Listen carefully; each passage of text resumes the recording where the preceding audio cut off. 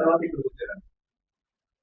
అమ్మాయి డేట్ చూసిన తర్వాత మనకి ఇప్పుడు కూడా ఒకే క్వశ్చన్ నాకు కనబడేది, మళ్ళీ నేను నడవగలుగుతానా, మళ్ళీ నేను బ్రతుకుతానా, మళ్ళీ నేను నవ్వగలుగుతానా, ఇదే క్వశ్చన్ అనేది ఎప్పుడూ ఎక్స్పెక్ట్ చేసింది.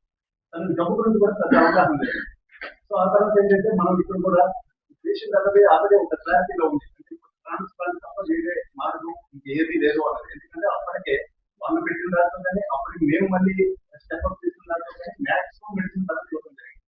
అప్పుడు మన లక్ష్మీ నవ్య గారు ఏం చేశారంటే క్యాప్ స్టడీ, అంటే ఈమె ఇక్కడ వచ్చింది అసలు నిజంగానే ఇప్పుడు ఈమె చూడకుండా లేదా ఆపరేషన్కి ఈమె సరిపోతుందా లేదా అన్నది మనం ముందు లోపలికి బయటకు పంపించి ప్రజెక్ట్స్ మేనేజ్ చేసిన తర్వాత ఏంటంటే బోర్డర్ లైన్ లో ఈ మాట ఎందుకంటే ఇంకొద్ది కాలం ఆగితే ఈ పేషెంట్ కి మనం ఇంకా హార్ట్ ట్రాన్స్ప్లాంట్ చేసినా సరే పెద్దగా ఉపయోగం ఉండకపోవచ్చు. ఎందుకంటే ఇంతకుముందు మేము చేసిన ఏంటంటే మన డాక్టర్ డోనార్ ద్వారా ఆ పేషెంట్ ఎదురు కండిషన్ లోకి వెళ్ళి ఈ రోజు కూడా మనం ఆపరేషన్ చేయలేకపోయాం, అంటే చేస్తే 100% ఫీల్ అయ్యే పరిస్థితి వచ్చింది.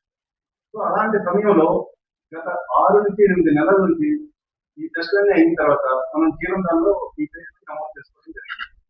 సో ప్రతిరోజు ఆమెకు ఒక నరకమే, అంటే ఎప్పుడు వస్తుంది, ఎప్పుడు చేస్తారు, దొరుకుతుందా లేదా అనే ఆటం కూడా తనకి వెళ్ళిపోయింది.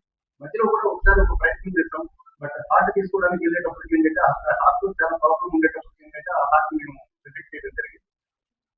సో ఈ నెల 11వ తేదీన సేమ్ ఇదే కాల్ వచ్చేటప్పుడు ఏంటంటే వాళ్ళని పిలిచిన తర్వాత ఇక్కడ మనం ప్రధానంగా అర్థం చేసుకోవాల్సింది ఏంటంటే ఇక్కడ మెయిన్ పార్ట్ ఒక కుటుంబం అత్యంత విషాదకరమైన క్షణాల్లో, అంటే తల్లిదండ్రులకి తమ పిల్లల మరణం దాకా వచ్చే బాధ కన్నా ఇంకా అంతకన్నా బాధ ఏది ఉంటుందని నేను అనుకుంటున్నాను.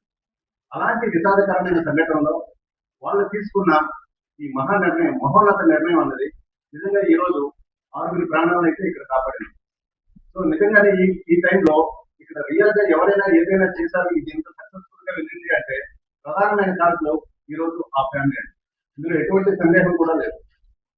సో ఆ నిర్ణయం తర్వాత పేషెంట్ ని ఇంకా ప్రాసెస్ ఏంటంటే మొత్తం ఇది ఒక్కరోజు జరిగిందే కాదు, ఇది ఒక పెద్ద టీం వర్క్. ఎందుకంటే ఈ ఆపరేషన్ అనేది మేము చేస్తామని